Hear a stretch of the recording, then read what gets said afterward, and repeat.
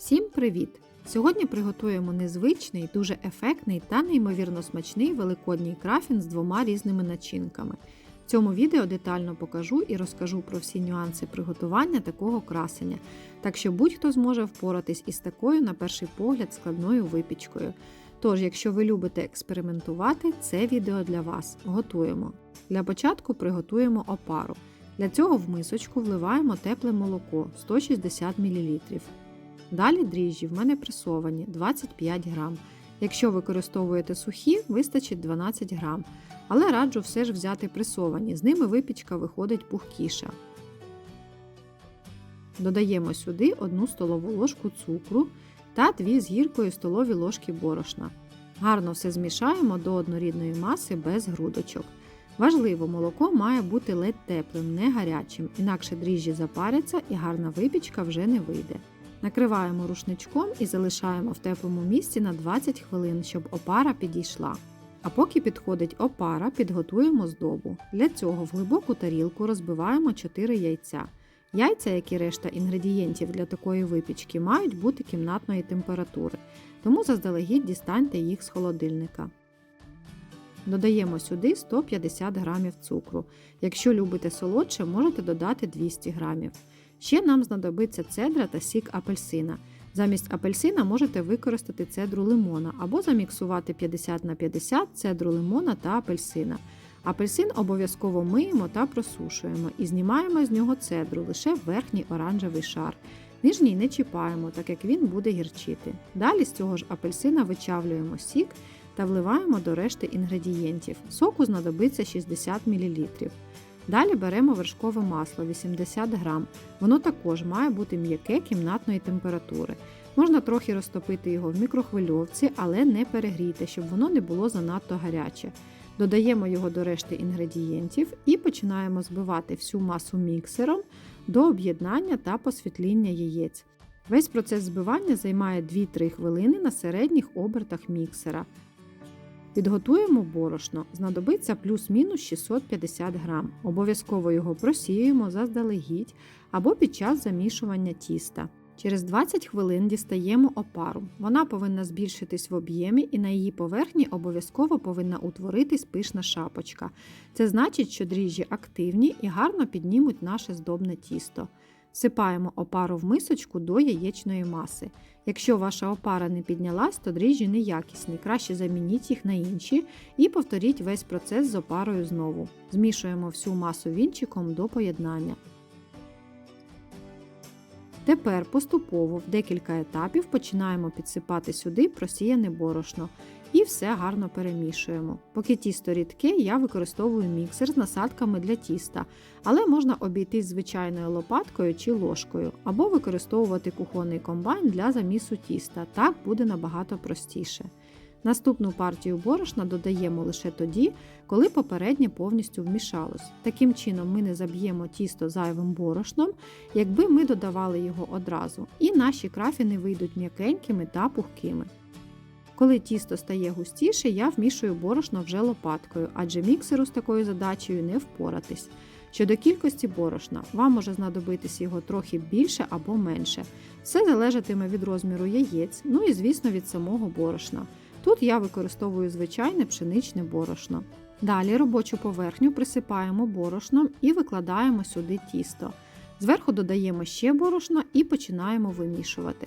Спочатку тісто буде прилипати, але по мірі вимішування і додавання борошна воно стане еластичним і не таким липким. Звісно, якщо маєте комбайн для замісу тіста, то використовуйте.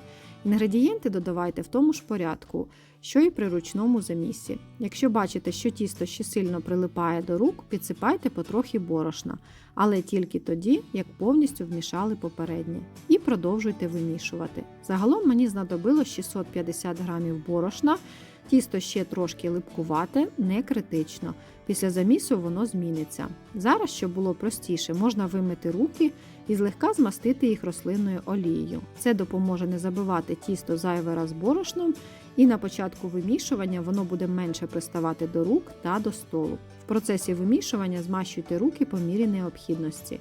Нам потрібно гарно вимісити тісто руками не менше 20 хвилин. Звісно, можна й довше, від цього тісто стане тільки кращим. По мірі вимішування ви помітите, що тісто стає більш еластичним і вже не прилипає до рук та до столу. Ось таке тісто через 10 хвилин. Вже візуально та й на дотик помітно, як воно змінилося. Воно вже не липне до рук і до столу. Взагалі, довгий заміс тіста допомагає розвитися клейковині, і готові вироби будуть дуже пухкими та волокнистими і не будуть кришитися.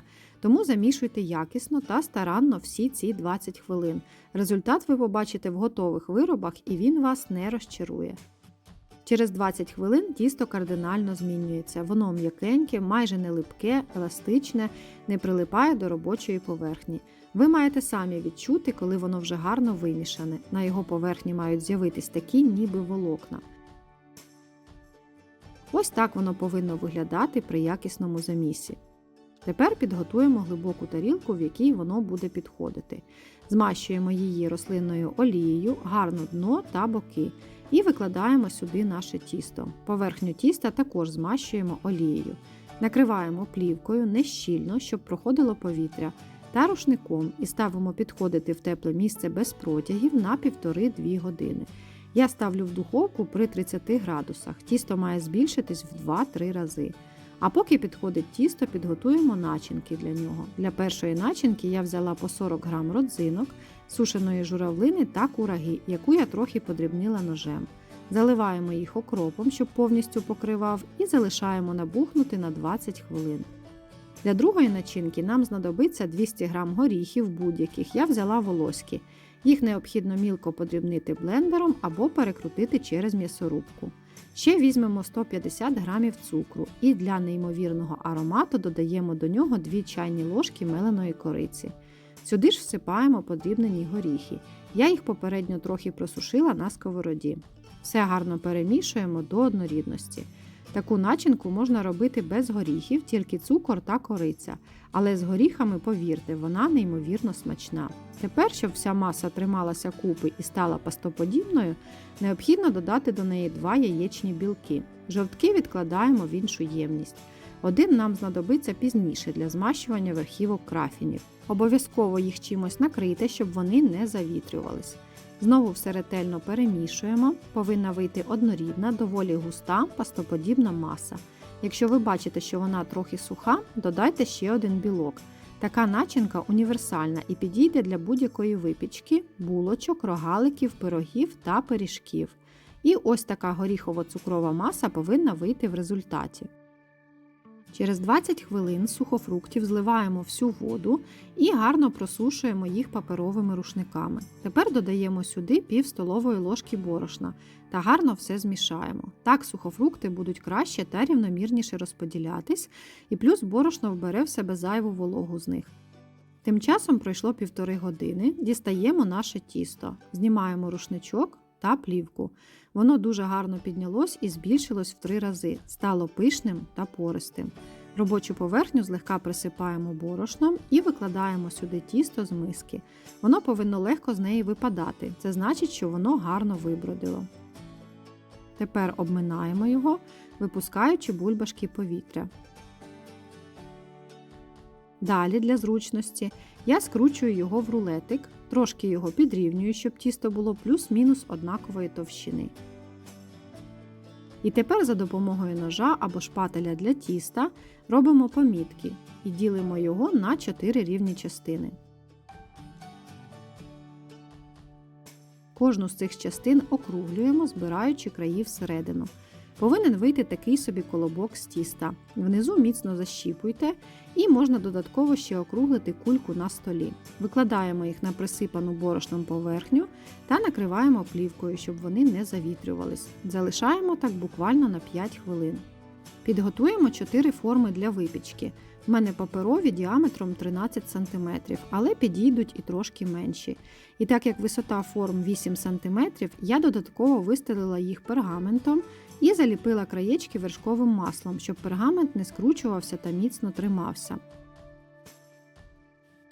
Присипаємо робочу поверхню борошном, щоб тісто не прилипало, і викладаємо сюди шматочок тіста, який округлювали першим. Спочатку обминаємо його руками І далі скористаємось качалкою для тіста. Нам потрібно розкачати прямокутник товщиною 2-3 мм. Чим тонше ви розкачаєте тісто, тим більше шарів у вас вийде, і тим виразнішими та гарнішими вони будуть. Розмір у мого прямокутника виходить приблизно 30 на 40 см. Ось такий тоненький пласт повинен вийти. Далі нам знадобиться м'яке вершкове масло кімнатної температури 100 г. Ділимо його на 4 частини і намащуємо на розкачаний прямокутник з тіста, тобто по 25 г масла на кожен шматок тіста. До одного краю не доходимо 2 см, щоб потім можна було його заліпити. Зверху викладаємо половину горіхової начинки і розтягуємо її рівномірним шаром по всій поверхні. Зручно це робити силіконовою лопаткою або руками. Робіть це дуже обережно, щоб не порвати тісто. Як ви вже зрозуміли, у нас вийдуть 4 крафіни. 2 з горіховою начинкою, а 2 з сухофруктами. Тепер починаємо скручувати тугий рулет. Особливу увагу приділяйте краям на початку. Їх необхідно дуже щільно закрутити, тоді в розрізі вийдуть гарні шари, які не будуть розпадатись в сторони. Щодо начинки, вона може бути будь-яка на ваш вибір. Це може бути просто цукор з корицею, шоколадний крем чи шоколадні краплі, нутелла або навіть ваш улюблений джем. Головне, щоб він був густий. Краї тіста, які ми не змащували вершковим маслом, міцно защіпуємо. Перевертаємо швом донизу і трохи підрівнюємо наш рулет з боків та по центру, щоб він був більш-менш рівномірним по товщині. Тепер за допомогою шпателя або звичайного ножа розрізаємо наш рулет поздовж по центру.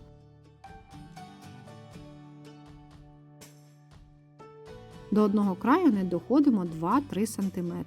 Вивертаємо шви з начинкою назовні, так, щоб вони дивилися вверх. І тепер сама цікава і сама улюблена, як на мене, частина. Починаємо скручувати крафін. Спочатку загортаємо равлик з цієї сторони, що далі від вас. Це буде нижня частина. І тепер скручуємо другу частину. Обов'язково хвостик тіста підгортаємо всередину, щоб вийшла гарна верхівка, так як це буде верхня частина крафіна. Далі трошки піднімаємо ту частину, яка буде зверху. І сам хвостик, який ми не дорізали, кладемо поверх нижньої частини. Гарно його притискаємо, можна навіть всерединку заліпити. І викладаємо поверх нього другу частину равлика, ніби накручуючи. Підрівнюємо руками і обережно викладаємо в форму. Решту кульок так само розкачуємо в тоненькі прямокутники, змащуємо їх вершковим маслом і викладаємо начинку. Сухофруктів на кожен крафін виходить по 60 грам, але можна трошки збільшити їх кількість і додати ще цукати, наприклад, або в'ялену вишню. Щодо способу скручування. Це кручуємо ми назовні, але є також варіант скручувати всередину. Тут все індивідуально. Буде гарно і так, і так. Мені більше подобається такий варіант. Також хочу нагадати, що ваші вподобайки та коментарі допомагають просувати це відео. Буду вам дуже вдячна за підтримку. Тепер потрібно їм дати підійти у формах, тому накриваємо їх плівкою та рушником і ставимо підходити в тепле місце без протягів, у мене це духовка, ще на 1,5-2 години. За цей час крафіни гарно піднімаються і заповнюють всю паперову форму доверху. Щоб у них були гарні та рум'яні верхівки, візьмемо жовток, який залишився, та змішаємо його зі столовою ложкою молока. Змащуємо ним верхівки крафінів там, де немає начинки. Ставимо їх випікатися у розігріту до 170 градусів духовку, режим вверх-вниз на 40-45 хвилин. Через 30 хвилин мої крафіни гарно зарум'янились зверху, але всередині вони ще сирі. Тому накриваємо їх фольгою або пергаментом і ставимо допікатися до готовності. Крафіни готові. В моїй духовці вони випікались 45 хвилин. Їх готовність обов'язково перевіряйте дерев'яною шпажкою по центру. Вона повинна виходити повністю сухою, без залишків мокрого тіста. Перевіряю кожен крафін, щоб всі були готові. Залишаю їх буквально на хвилин 5-10 трошки охолонути, і далі можна ось так вийняти пергамент і залишити їх охолоджуватись вже в формах. Можна викласти їх на решітку або залишити остигати на деко. Коли крафіни охолонуть, можна одразу зняти з них паперову форму, Це якщо плануєте їсти їх найближчим часом, або залишити їх в цій формі, якщо випікаєте заздалегідь. Так вони краще та довше зберігаються. Щоб верхівка не засихала, можна загорнути її плівкою. Такі крафіни – це щось неймовірне. Вони настільки яскраво та ефектно виглядають, що прикрасять собою будь-який святковий стіл. Чого вартують тільки ці шари і така гарнезна верхівка, яка навіть не потребує глазурі. Єдине, чим можна їх прикрасити, так це посипати зверху цукровою пудрою. Але і без неї вони просто чудово виглядають. Ви тільки погляньте на ці шари тіста. Це якась фантастика, особливо з такими смачними начинками. Одразу скажу, що з горіховою начинкою крафін більш солодкий, так як сама начинка з цукром, а з сухофруктами в міру солодкий. Мені подобаються обидва. Вони настільки ароматні завдяки апельсиновій цедрі та дуже пухкенькі і м'які. І навіть на другий, третій день та й через тиждень вони залишаються такими ж чудовими та неймовірно смачними. Якщо ви хочете урізноманітнити свій великодній стіл або замінити традиційну пасочку таким незвичним та дуже ефектним крафіном, тоді я наполегливо рекомендую вам його приготувати. Результат, я впевнена на 100%, вас не розчарує. Також буду рада вашим відгукам в коментарях. Готуйте з душею та любов'ю. Світлої вам Пасхи в теплому родинному колі. До зустрічі!